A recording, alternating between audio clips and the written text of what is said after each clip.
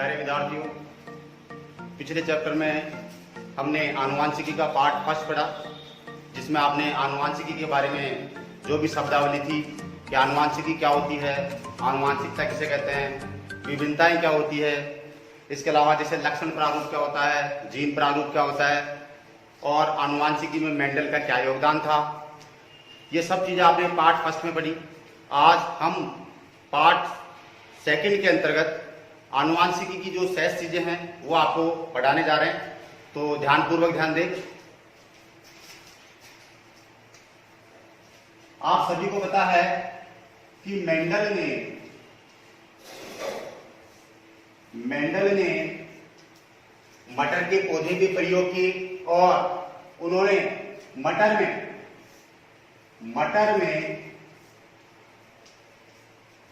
7 विपर्यासी, मैंने आपको बताया था विपर्यासी या युग्म विकल्पी लक्षण वे होते हैं जिसमें प्रभावी और अप्रभावी दोनों लक्षण मौजूद रहते हैं। तो मेंडल ने मटर में 7 विपर्यासी लक्षणों का चयन किया। तो ये भी क्वेश्चन बनता है कि मेंडल ने कितने विपर्यासी लक्षणों का चयन किया, तो आपको बताना है कि मेंडल ने मटर में 7 विपर्यासी, वैसे टोटल इसने लक्षण 34 लक्षण चुने थे मटर में, उनमें से उसने 7 विपर्यासी लक्षणों का चयन किया। अब वो विपर्यासी लक्षण कौन कौन से थे, आप सभी को इधर ध्यानपूर्वक देखना है। तो इसके लिए मेंडल द्वारा जो चुने गए 7 विपर्यासी लक्षण थे वो कौन कौन से थे।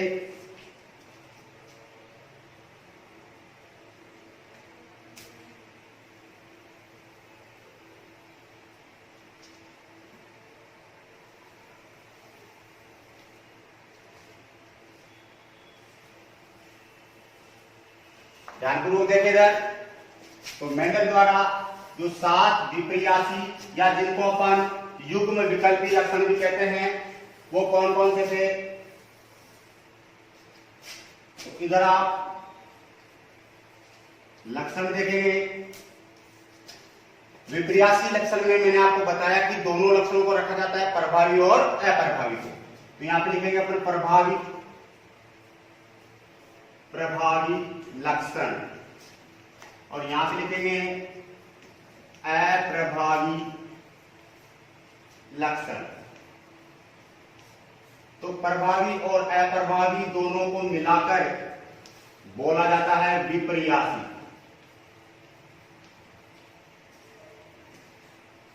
तो मेंडल ने जो पहला लक्षण चुना, पहला लक्षण था तने की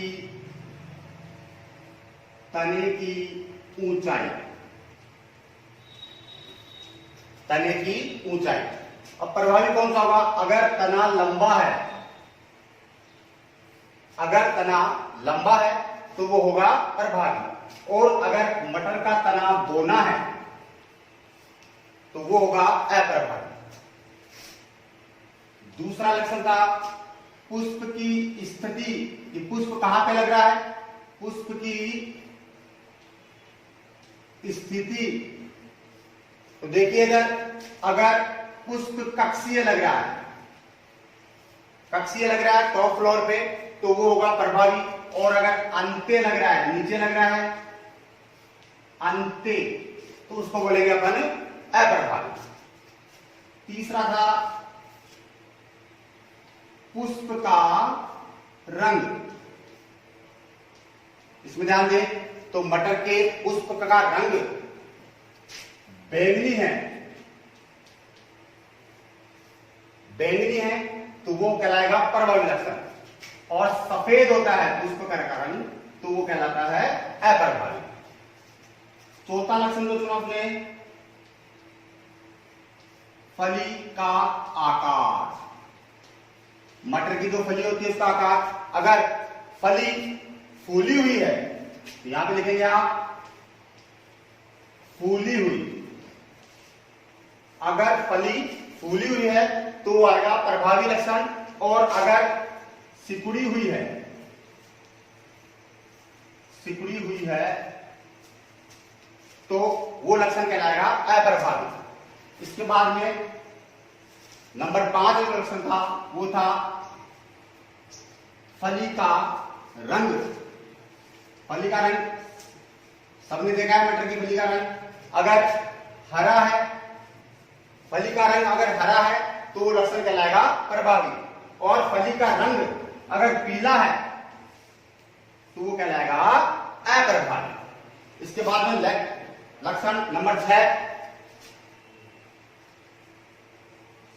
बीज की आकृति। मटर का जो बीज होता है वो किस आकृति का होता है? अगर सब जानते हैं भी, अगर मटर का बीज गोल है तो वो कहलाएगा प्रभावी लक्षण, और यदि झुर्रीदार है तो वो कहलाएगा अप्रभावी। इसके बाद में जो लास्ट लक्षण था नंबर 7 वो था बीज का रंग। इसमें थोड़ा ध्यान देना है। आप जैसे देखते हो कि बीज का रंग हरा होता है, लेकिन जो हरा रंग होता है वो अप्रभावी होता है क्योंकि वो कच्चा होता है उस समय। तो मटर का बीज जब पक जाता है तो प्रभावी लक्षण माना जाता है पीला।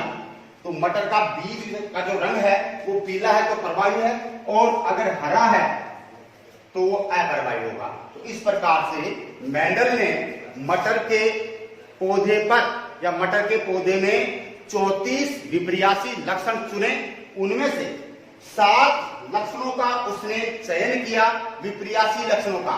और मैंने आपको बताया विपर्यासी, युग्म विकल्पी या अलील या एलिलोमॉर्फ, ये चारों एक ही चीज होती है जिसमें प्रभावी और अप्रभावी लक्षण दोनों मौजूद हो तो उसको अपन विपर्यासी लक्षण कहते हैं। तो ये मेंडल द्वारा चुने गए 7 विपर्यासी लक्षण थे। तो मेंडल ने मटर के पौधे में 7 विपर्यासी लक्षणों का चयन किया। अब आगे देखिए,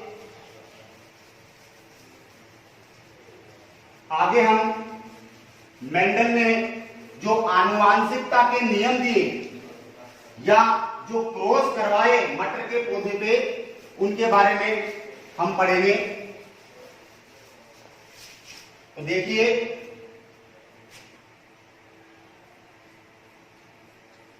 मेंडल के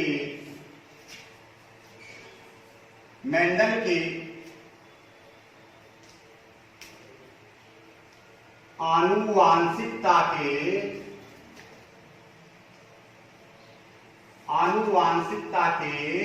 नियम। मेंडल के आनुवांशिकता के नियम। तो मेंडल ने आनुवांशिकता पर 3 नियम दिए। पहला जो नियम था वो था प्रभाविता का नियम। प्रभाविता का नियम। दूसरा नियम जो मेंडल ने दिया वो था पृथक्करण। पृथक्करण या इसको अपन विसंयोजन, पृथक्करण या विसंयोजन या युग्मकों की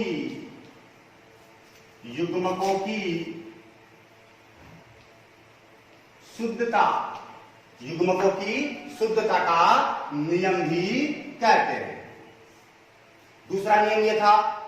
तीसरा जो उसने नियम दिया वो था स्वतंत्र अपव्यूहन। स्वतंत्र अपव्यूहन का नियम। स्वतंत्र अपव्यूहन का नियम। तो मेंडल ने आनुवांशिकता के 3 नियम दिए। पहला नियम था प्रभाविता का नियम, दूसरा था पृथक्करण या इसको अपन विसंयोजन या युग्मकों की शुद्धता का नियम भी कहते हैं। तीसरा नियम दिया था स्वतंत्र अपव्यूहन का नियम। ये 3 नियम जो दिए उससे पहले मेंडल ने 2 क्रॉस करवाए। तो ये जो 2 नियम है, पहला नियम और दूसरा नियम, पहला प्रभाविता का नियम और यह है पृथक्करण का नियम, ये दोनों नियम एक संकर क्रॉस पर आधारित है। एक संकर क्रॉस पर आधारित है। दूसरा जो नियम था स्वतंत्र अपव्यूहन का नियम, ये नियम आधारित था द्विसंकर क्रॉस पर। द्विसंकर क्रॉस पर स्वतंत्र अपील का नियम आधारित था। अब अपन देखेंगे कि एक संकर क्रॉस क्या होता है और द्विसंकर क्रॉस क्या होता है। तो पहले अपन एक संकर क्रॉस पढ़ेंगे, इसके ऊपर जो मेंडल ने नियम दिए, प्रभाविता का नियम और पृथक्करण का नियम, इसके बारे में पढ़ेंगे। तो पहले अपन पढ़ेंगे एक संकर क्रॉस, मोनोहाइब्रिड क्रॉस। पहला जो क्रॉस करवाया मेंडल ने वो था एक संकर क्रॉस। एक संकर क्रॉस जिसको अपन कहते हैं इंग्लिश में मोनो हाइब्रिड क्रॉस। तो जैसे नाम से आपको समझ में आ रहा है, एक संकर या एकल संकर भी कहते हैं इसको। देखिए एक संकर क्रॉस क्या होता है कि इसमें एक जीन की वंशागति या आनुवांशिकता, वंशागति का अध्ययन किया जाता है, जिसमें एक लक्षण की या एक जीन की वंशागति का अपन अध्ययन करें तो वो तो कहलाता है एक संकर क्रॉस। और जिसमें दो लक्षणों की या दो जीन की वंशागति का अध्ययन करें तो उसको अपन कहते हैं द्विसंकर क्रॉस। अब एक संकर क्रॉस होता क्या है तो आपको बताना है, जब दो विपर्यासी, या आप ऐसे बता सकते हैं कि एक जोड़ी, ये यहां पे आपको ध्यान देना है, एक संकर क्रॉस में अपन जो लक्षण लेंगे वो एक जोड़ी लेंगे और द्विसंकर क्रॉस में जो अपन लक्षण लेंगे वो दो जोड़ी लेंगे। जैसे नाम से पता चल रहा है, एक संकर में आप एक जोड़ी लक्षण लेंगे और द्विसंकर क्रॉस में दो जोड़ी लक्षण लेंगे। एक जोड़ी लक्षण कौन से लेंगे? विपर्यासी। एक जोड़ी विपर्यासी लक्षणों के मध्य क्रॉस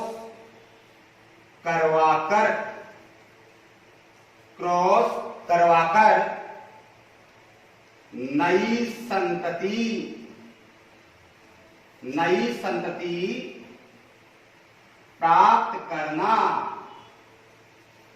संतति प्राप्त करना एक संकर क्रॉस कहलाता है।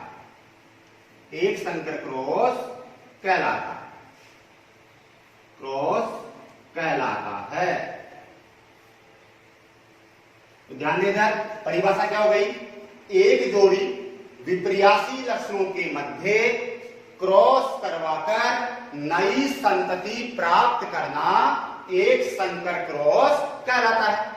इसी प्रकार द्विसंकर क्रॉस में केवल आपको यहाँ पे एक जोड़ी के स्थान पे दो जोड़ी विपर्यासी लक्षण लेने हैं, परिभाषा हुई। अब क्रॉस किस प्रकार से करवाया था एक संकर क्रॉस, वो आपको इधर ध्यान देना है। कैसे उसने लक्षण प्रारूप फिनोटाइप अनुपात और जीन प्रारूप जीनोटाइप अनुपात निकाला।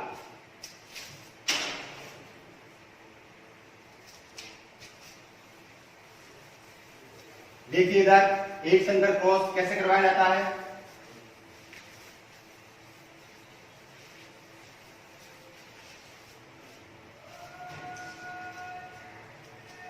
देखिए इधर एक संकर क्रॉस, एक संकर क्रॉस, इसके लिए मेंडल ने एक जोड़ी, एक संकर क्रॉस में अपन एक जोड़ी लक्षण लेते हैं।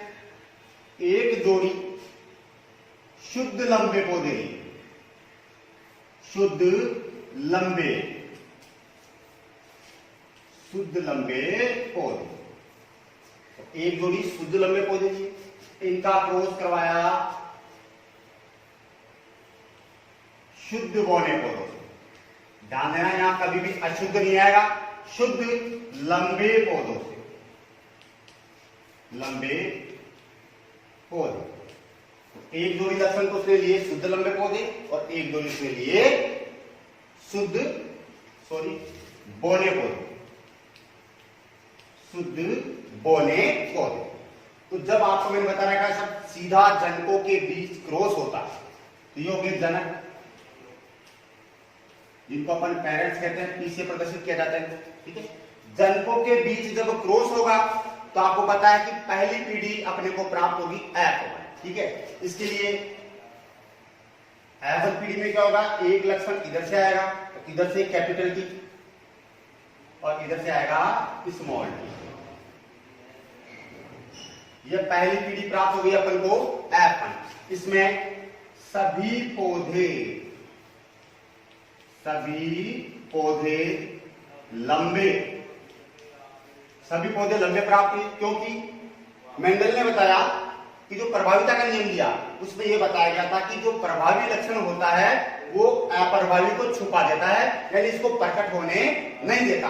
इसलिए इसको अपन ने ऐसा लिखा कि सभी पौधे कैसे प्राप्त हुए अपने को लंबे, क्योंकि ये अप्रभावी लक्षण है, ये प्रकट नहीं होता मेंडल के अनुसार, मेंडल के प्रभाविता के नियम के अनुसार। अब ये F1 पीढ़ी प्राप्त हो गई अपने को, F1 पीढ़ी। F1 पीढ़ी में इसमें जब स्वपरागण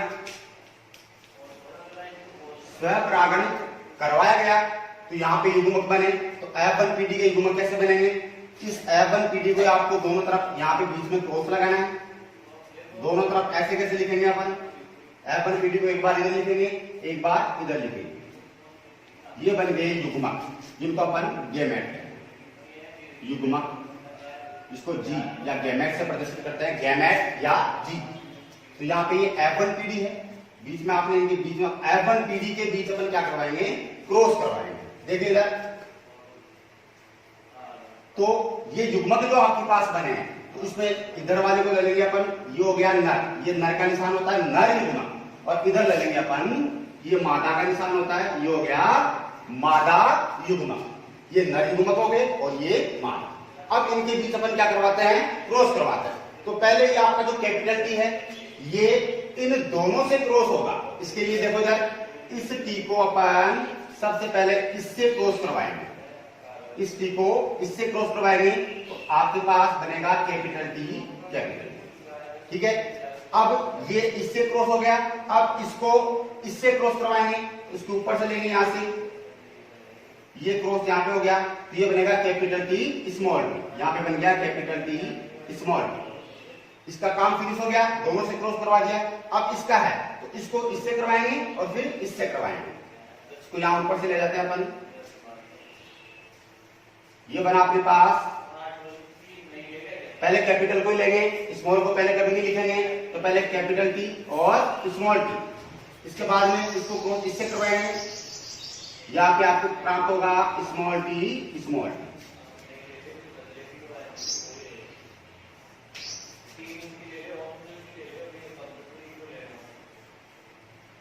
अब इसमें अपन देखते हैं कि तीन पौधे, 1, 2 और 3, ये तो लंबे प्राप्त हो रहे हैं, और एक जो पौधा है वो कैसा प्राप्त हो रहा है, बोना प्राप्त हो रहा है। अब इसका जो अनुपात निकाला जाए, यानी पौधों का अनुपात निकालें, तो 75% तो लंबे पौधे प्राप्त होंगे और 25% बोने, 25% बोने पौधे प्राप्त होंगे। ठीक है, अब इसका अपन अनुपात निकालें, तो पहला अनुपात मैंने आपको बताया था लक्षण प्रारूप, लक्षण प्रारूप, या जिसको अपन फिनोटाइप भी कहते हैं, जिसको अपन फिनोटाइप भी कहते हैं। तो लक्षण प्रारूप मैंने बताया था कि जब किसी सजीव की बाह्य जीन संरचना को देखा जाता है तो उसको अपन कहते हैं लक्षण प्रारूप। जो लक्षण आपको सीधा दिख रहा है, तो उसमें आपको लंबे कितने दिख रहे हैं, 1, 2 और 3, तो 3 अनुपात और बोना कितना दिख रहा है 1। तो ये तो हो गया इसका लक्षण प्रारूप। एक संकर क्रॉस का लक्षण प्रारूप अनुपात या फिनोटाइप अनुपात कितना आता है 3:1। अब इसकी बात करें अपन दूसरा अनुपात जो निकालते हैं जीनोटाइप।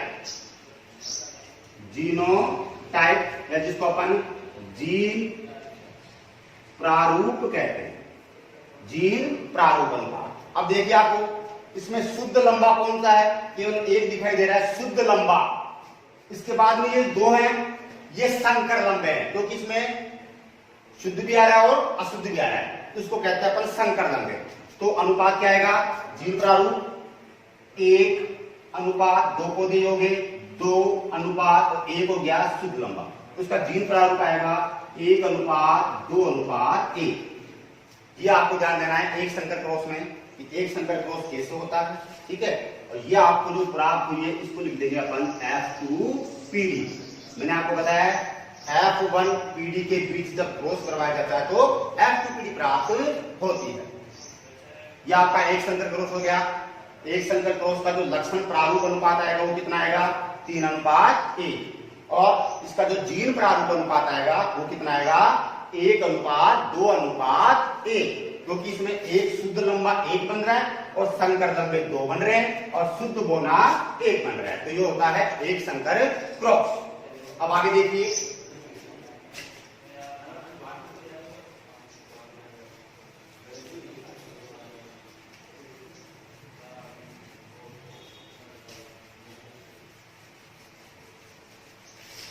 अब एक संकर क्रॉस पर मेंडल ने, मैंने आपको बताया था मेंडल ने एक संकर क्रॉस पर 2 नियम दिए थे। देखिए इधर जो पहला नियम था वो था प्रभाविता का नियम। प्रभाविता का नियम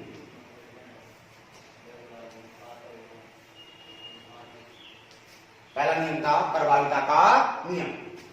तो प्रभाविता का नियम किसे कहते हैं मेंडल के अनुसार? तो मेंडल ने बताया कि जब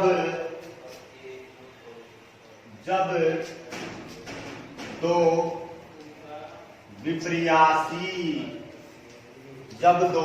विपर्यासी लक्षणों के मध्य क्रॉस करवाया जाता है तो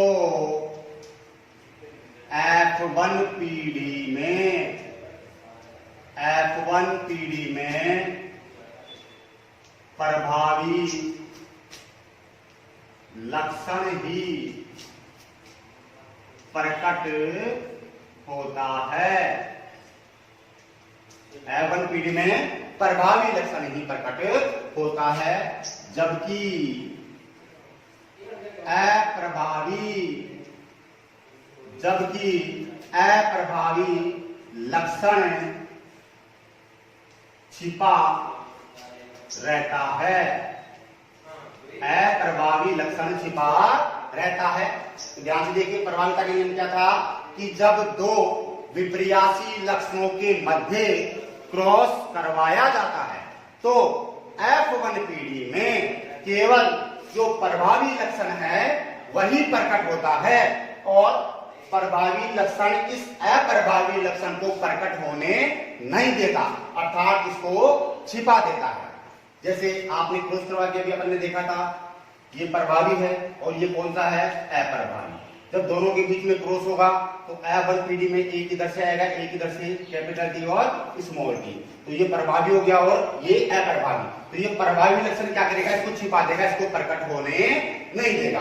तो ये था प्रभाविता का नियम। अर्थात जब एक लंबे पौधे और बोने पौधे के मध्य अपन क्रॉस करवाएं तो F1PD में केवल लंबे पौधे ही प्रकट होंगे और बोने पौधे छिपे रहेंगे, क्योंकि लंबापन बोनेपन पर प्रभावी होता है। अर्थात जो लंबे पौधे हैं वो बोने पौधों को छिपा देंगे, उनको प्रकट होने नहीं देंगे। तो इस नियम को अपन कहते हैं प्रभाविता का नियम। यानी जो प्रभावी लक्षण है वही प्रकट होता है और अप्रभावी लक्षण छिपा रहता है। तो मेंडल ने यह नियम दिया था प्रभाविता का नियम, लेकिन इस नियम का अपवाद है, इस नियम का अपवाद। वो अपवाद क्या है वो देखिए।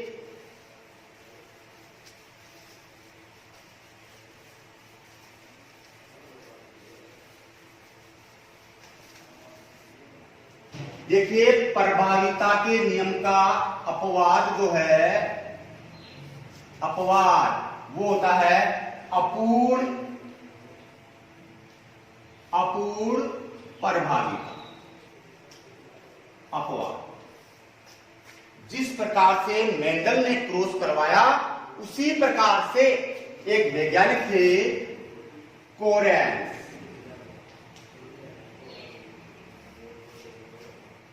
वैज्ञानिक थे कोरेंस।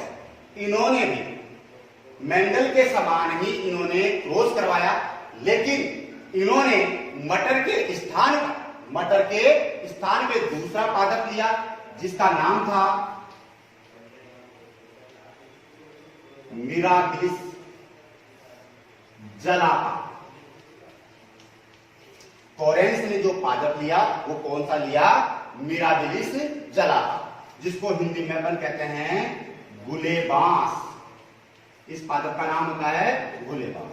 तो कोरेंस ने यह बताया कि मेंडल ने तो बता दिया कि प्रभावी लक्षण ही प्रकट होता है और अप्रभावी लक्षण छुपा हुआ रहता है, लेकिन कोरेंस ने बताया कि जो प्रभावी लक्षण होता है वो अप्रभावी लक्षण को, कोरेंस के अनुसार प्रभावी लक्षण अप्रभावी लक्षण को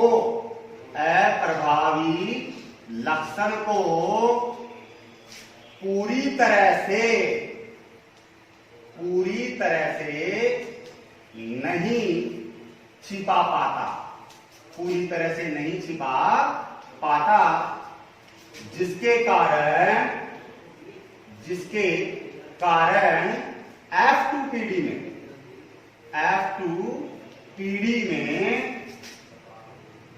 अप्रभावी लक्षण भी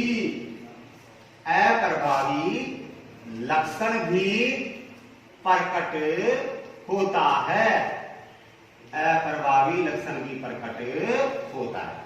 यानी मेंडल ने प्रभाविता का नियम दे दिया, उस नियम को गलत साबित किसने किया? कोरेंस ने। किसने किया? कोरेंस ने। कोरेंस ने बताया कि जो प्रभावी लक्षण होता है वो अप्रभावी को पूरी तरह से नहीं छिपा पाता, जिसके कारण F2PD में प्रभावी लक्षण के साथ साथ अप्रभावी लक्षण भी प्रकट होता है। तो उन्होंने भी मेंडल के समान ही क्रॉस करवाया। मेंडल ने मटर का पौधा लिया, इन्होंने लिया मिराबिलिस जलापा। अब कोरेंस ने जो अपूर्ण प्रभाविता का नियम दिया वो क्रॉस किस प्रकार से करवाया वो देखिए। ठीक है, तो आपसे पूछो कि अपूर्ण प्रभाविता किसे कहते हैं, तो आप बताएंगे कि जब प्रभावी लक्षण अप्रभावी लक्षण को पूरी तरह से नहीं छिपा पाता, और वो अप्रभावी लक्षण कौन सी पीढ़ी में प्रकट होता है? F2PD में प्रकट होता है। इसे अपूर्ण प्रभाविता कहते हैं, अपूर्ण प्रभाविता कहते हैं, अपूर्ण प्रभाविता कहते हैं। अब ध्यान दीजिए, कोरेंस ने यानी अपूर्ण प्रभाविता का जो क्रॉस करवाया वो किस प्रकार से करवाया।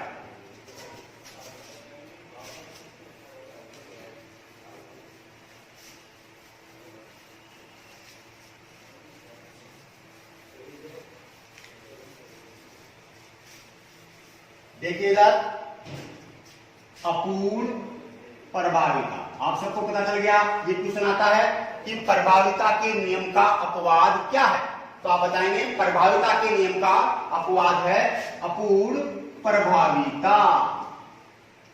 अपूर्ण प्रभाविता, अपूर्ण प्रभाविता की खोज मैंने बता दिया आपको कोरेंस ने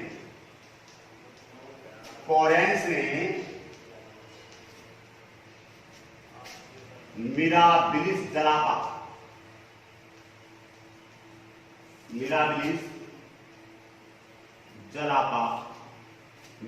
जलापा पादप में की। इन्होंने जो क्रॉस करवाया, देखिए इन्होंने मिराबिलिस जलापा के लाल पुष्प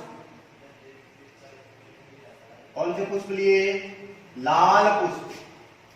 और इनका क्रॉस करवा दिया किससे? स्मॉल आर स्मॉल आर, सफेद पुष्पों से, सफेद पुष्पों से। सेम क्रॉस वैसा ही है जैसा मेंडल ने करवाया, लेकिन इसमें उसने लाल पुष्पों का क्रॉस किससे करवाया? सफेद पुष्पों से। तो ये तो वेद जनक पेरेंट्स। अब आप सभी को बताया पहली पीढ़ी कौन सी प्राप्त होगी? F1। F1 पीढ़ी के लिए एक आर इधर से आएगा और एक आर इधर से आएगा। ये कौन सी पीढ़ी प्राप्त हुई? F1।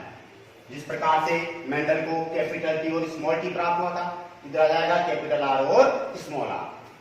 तो इसमें अब आप सब जानते हैं लाल में अपन थोड़ा सफेद मिलाते हैं तो उसका रंग कैसे हो जाएगा? गुलाबी हो जाएगा। तो यहाँ पे सभी पौधे गुलाबी, ये कौन इसने बताया? यहाँ पे उसने ये नहीं बताया कि सभी पौधे लाल होंगे, क्योंकि इसने बताया कि प्रभावी के साथ अप्रभावी लक्षण भी क्या हो रहा है? प्रकट। तो सभी पौधे कैसे हो जाएंगे? गुलाबी। तो ये हो गई F1 पीढ़ी। अब वही इसमें क्या करवाया गया? स्वपरागण। स्वपरागण, स्वपरागण करवाएगा। तो यहां पे बनेंगे युग्मक, वैसे की वैसे युग्मक बनाने, आर और आर बीच में लगाएंगे आप क्रॉस, उसके बाद में आर और आर। ये F1 पीढ़ी के क्या ले लिया अपन ने? ये युग्मक हो गया, युग्मक। यहाँ पे वही लिखेंगे अपन, ये नर युग्मक और ये मादा युग्मक। तो वैसा का वैसा क्रॉस करवाना है। पहले इस आर का क्रॉस किससे करवाएंगे? इस आर से। तो यहां बनेगा कैपिटल आर कैपिटल आर। फिर इस आर का क्रॉस अपन इससे करवाएंगे, ये बन गया कैपिटल आर स्मॉल आर। ये इन दोनों से क्रॉस हो गया। इसके बाद में इसका नंबर है, इससे करवाएंगे तो पहले प्रभावी को लिखेंगे कैपिटल आर और स्मॉल आर। इसका क्रॉस इससे करवाएंगे तो बनेगा स्मॉल आर स्मॉल आर। अब कोरेंस ने जो अनुपात निकाला उसने क्या निकाला कि एक पौधा तो बन रहा है शुद्ध लाल, शुद्ध लाल। ये दो पौधे जो बन रहे हैं वो कैसे बन रहे हैं? गुलाबी। दो पौधे गुलाबी। और एक पौधा कैसा बन रहा है? शुद्ध सफेद, शुद्ध सफेद। एक पौधा, तो अनुपात क्या हो गया इसका? 1:2:1। तो यहां पे आपको ध्यान रखना है किसका? जीनोटाइप और फिनोटाइप, दोनों अनुपात एक ही होता है। देखिए इसका लक्षण प्रारूप या जिसको अपन कहते हैं फिनोटाइप, फिनोटाइप वो कितना आएगा? 1:2:1। और इसका जीनोटाइप, जीनोटाइप या जीन प्रारूप वो भी कितना आएगा? 1:2:1। यानी मेंडल से भिन्न है, इसको अपन और तोड़ना चाहिए तो इसको अपन 1:1 भी लिख सकते हैं। तो यहाँ पे अनुपात ये भी हो सकता है 1:1:1:1।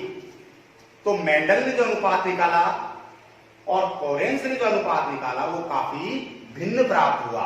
इसलिए अपूर्ण प्रभाविता को प्रभाविता के नियम का अपवाद कहा जाता है। तो पहला मेंडल का नियम हो गया प्रभाविता का नियम, और इसका अपवाद भी आपने पढ़ लिया अपूर्ण प्रभाविता। अब अपन बात करेंगे मेंडल के दूसरे नियम की, जो वो भी एक संकर क्रॉस पे आधारित था। वो नियम था पृथक्करण का नियम। पृथक्करण का नियम, जिसे अपन युग्मकों की शुद्धता का नियम भी कहते हैं, क्योंकि इस नियम का कोई भी अपवाद नहीं है। देखिएगा मेंडल का जो दूसरा नियम था पृथक्करण का नियम, पृथक्करण का नियम ये भी आपको पता है। मेंडल ने दो नियम दिए, प्रभाविता का नियम और दूसरा पृथक्करण का नियम। ये दोनों नियम दिए एक संकर क्रॉस पर। किस पे दिए? एक संकर क्रॉस पर। तो पृथक्करण का नियम देखिएगा, इसे विसंयोजन, इसे विसंयोजन या युग्मकों की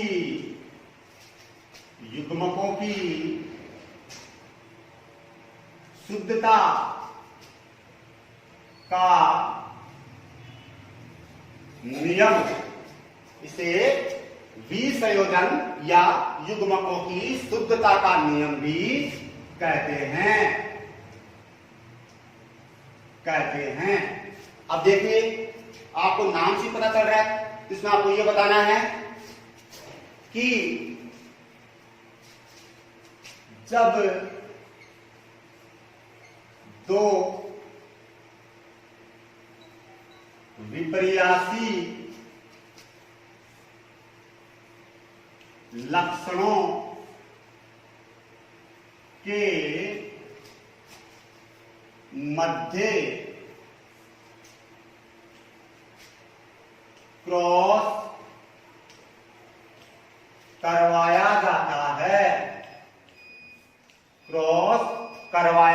जाता है, तो प्रत्येक लक्षण व कारक, लक्षण बोल दो या कारक बोल दो या जीन बोल दो, प्रत्येक लक्षण व कारक अपना प्रभाव पृथक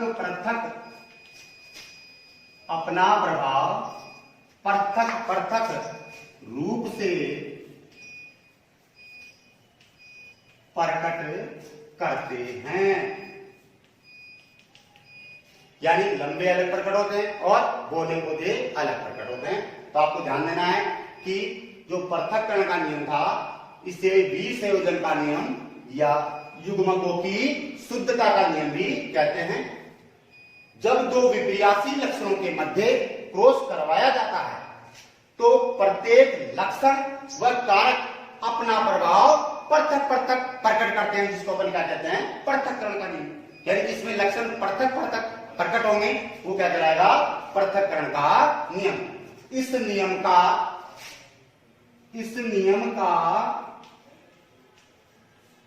कोई भी अपवाद नहीं है। इसलिए इस नियम को युग्मकों की शुद्धता का नियम भी कहते हैं। तो आपको ध्यान देना है, मेंडल ने एक संकर क्रॉस पर आनुवांशिकता के दो नियम दिए। पहला नियम दिया था प्रभाविता का नियम, वो आपने पढ़ लिया। उसका अपवाद था अपूर्ण प्रभाविता, वो भी आप पढ़ चुके। उसके बाद में मेंडल ने एक संकर क्रॉस पर आधारित जो दूसरा नियम दिया था, वो था पृथक्करण का नियम। ये भी आपने करीब अच्छी तरह से पढ़ लिया कि पृथक्करण का नियम क्या होता है। इसे अपन विसंयोजन का नियम या युग्मकों की शुद्धता का नियम भी कहते हैं। अब आगे चलते हैं।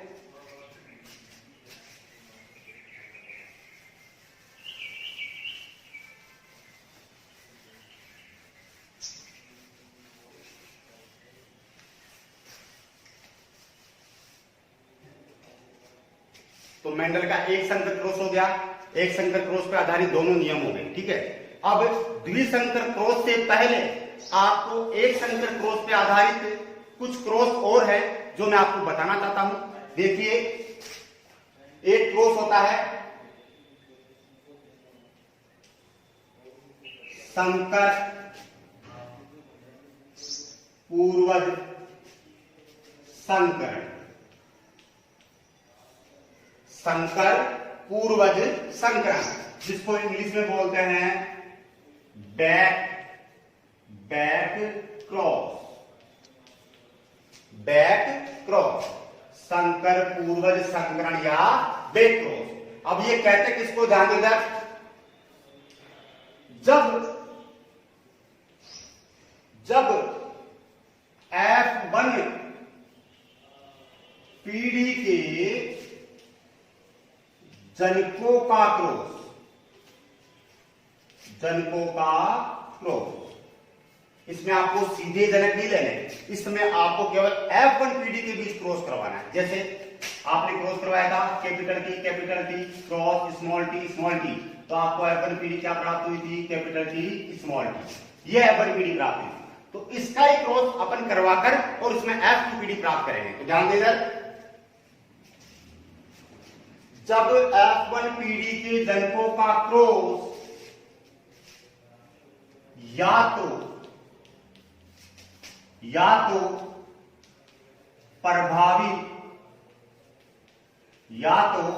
प्रभावी लक्षण से करवाया जाता है या फिर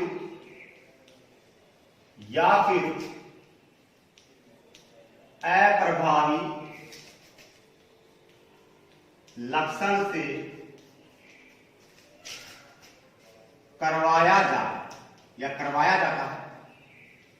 करवाया जाता है, तो इसे बैक क्रॉस या संकर पूर्व संकरण कहते हैं। ध्यान देना, तो संकर पूर्व संकरण या बैक क्रॉस किसे कहते हैं? कि जब F1 पीढ़ी के जनकों का क्रॉस या तो प्रभावी से करवाएं या अप्रभावी से, या तो प्रभावी से करवा दें या अप्रभावी से, तो वो क्रॉस कहलाएगा बैक क्रॉस। जैसे F1 पीढ़ी आपके पास ये प्राप्त होती है, ठीक है, इसका क्रॉस या तो आप प्रभावी से करवा दें, प्रभावी हो गया, दोनों तरफ कैपिटल टी, ये क्या हो गया? प्रभावी। और अगर इसका क्रॉस आप अप्रभावी से कराएं तो यहां पे क्या लिखेंगे? स्मॉल टी अप्रभावी। तो F1 पीढ़ी का क्रॉस जब या तो प्रभावी लक्षण से करवाया जाए या फिर अप्रभावी से, या तो प्रभावी से करवा दो या अप्रभावी से, ठीक है, तो वो दोनों ही क्रॉस क्या कहलाएंगे? Back cross. यानी आपको ध्यान देना है कि बैक क्रॉस दो प्रकार का होता है। देखिए इधर, बैक क्रॉस दो प्रकार का होता है।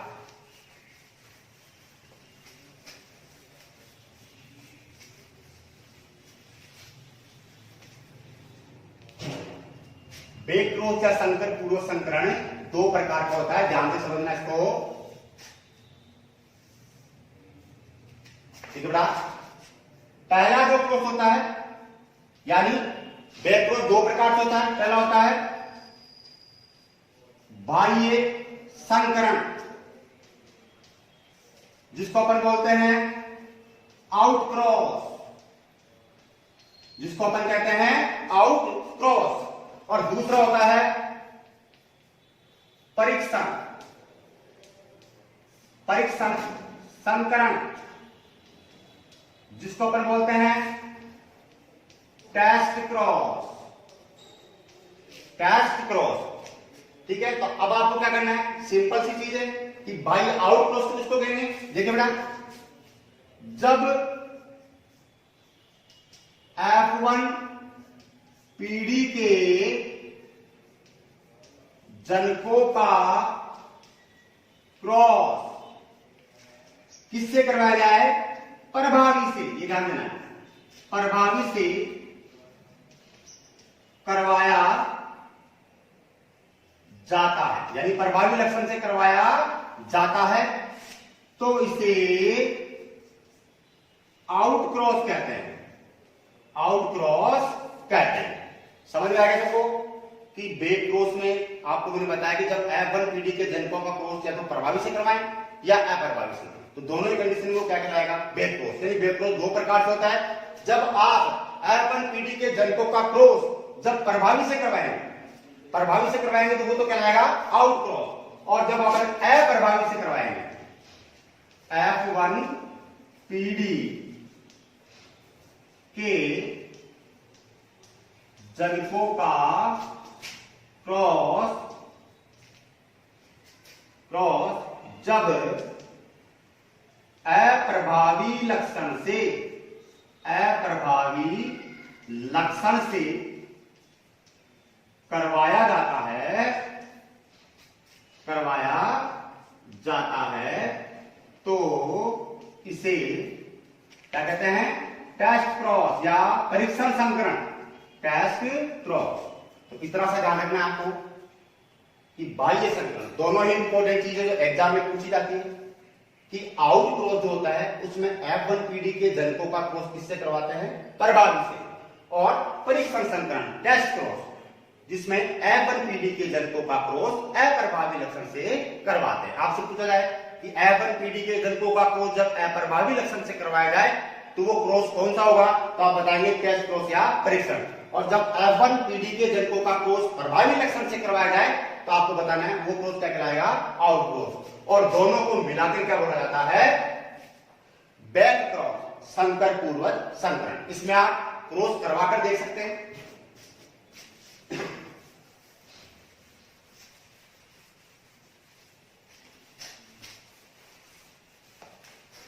देखिए इधर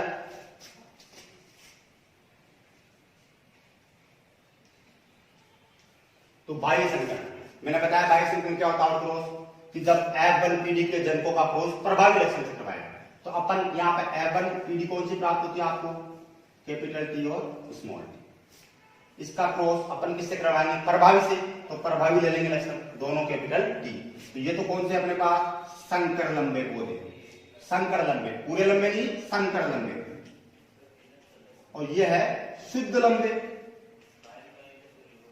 यानी ये F1 पीढ़ी हो गई और ये प्रभावी लक्षण हो गया। सीधा क्रॉस करवा दें तो बनेगा capital T capital T capital T capital T capital T small t और कैपिटल T स्मॉल t, यानी 50% पौधे शुद्ध लंबे प्राप्त होंगे और 50% पौधे संकर लंबे। कैसे प्राप्त होंगे, संकर लंबे। अनुपात निकालेंगे तो आपको पता चल गया 2:2। कितना अनुपात आएगा, 2:2। तो ये हो गया कौन सा, बाह्य संकरण या आउट क्रॉस, जिसमें अपन F1 पीढ़ी, कौन सी पीढ़ी है ये, F1 पीढ़ी के जनकों का क्रॉस जब प्रभावी लक्षण से करवाएंगे तो आपको F2 पीढ़ी प्राप्त होगी। अपने को प्राप्त होगी F2 पीढ़ी। ठीक है, अब अपन बात करें परीक्षण संकरण की, तो वही आप यहां पे क्या लेंगे, F1 पीढ़ी, F1 पीढ़ी, ये F1 पीढ़ी होगी। इसका क्रॉस किससे करवाएंगे, अप्रभावी से क्या करवाएंगे, क्रॉस। ठीक है, यहां पे क्या लिखेंगे अपन, वही संकर लंबे। यहां पे क्या लिखेंगे अपन, शुद्ध बोने पौधे। इसके बीच अपन क्रॉस करवाएंगे, क्या बनेगा, capital T small t capital T small t। अब इसका क्रॉस इन दोनों से स्मॉल t और स्मॉल t, वही चीज बन गई। यहां पे हो जाएंगे 50% संकर लंबे और यहां पे लिखेंगे आप 50% शुद्ध बोने पौधे। अनुपात हो जाएगा 2:2। तो ये आपको मैंने 2 क्रॉस बताए, बाह्य संकरण आउट क्रॉस और ये होता है परीक्षण संकरण टेस्ट क्रॉस। जब F1 पीढ़ी के जनकों का क्रॉस अपन प्रभावी लक्षण से करवाएंगे तो उसको तो कहेंगे आउट क्रॉस, और जब F1 पीढ़ी के जनकों का क्रॉस अपन किससे करवाएंगे, अप्रभावी से करवाएंगे तो वो कहलाएगा परीक्षण संकरण या टेस्ट क्रॉस। ये दोनों ही बेड क्रॉस के प्रकार हैं। तो यहां पर अपना एक संकर क्रॉस पूरा हो गया, एक संकर क्रॉस पे आधारित मेंडल के नियम कंप्लीट हो गए। अब नेक्स्ट क्लास जो आनुवांशिकी का पार्ट 3 होगा, जो लास्ट चैप्टर होगा आनुवांशिकी के संबंध में, उसमें अपन द्विसंकर क्रॉस पे आधारित द्विसंकर क्रॉस पढ़ेंगे। उस पे आधारित जो मेंडल का नियम था, स्वतंत्र अप्यून का नियम, वो पढ़ेंगे, उसका अपवाद पढ़ेंगे। इसके अलावा सहप्रभाविता क्या होती है, सहलग्नता क्या होती है, इनके बारे में भी आपको जानकारी देंगे। तो आनुवांशिकी पार्ट 3 का इंतजार करें आप, जल्दी ही ये पार्ट में डाल दूंगा। उसमें आपको विशेष रूप से ये ध्यान रखना है कि सहलग्नता और सहप्रभाविता ये दोनों ही इंपॉर्टेंट चीजें हैं, और स्वतंत्र अप्यून का नियम भी बहुत इंपॉर्टेंट है जो एग्जाम में अधिकतर पूछा जाता है। और तीसरे चैप्टर में यानी पार्ट थर्ड में आपकी जेनेटिक्स कंप्लीट हो जाएगी। तो नेक्स्ट कक्षा में फिर मिलेंगे। थैंक यू, धन्यवाद।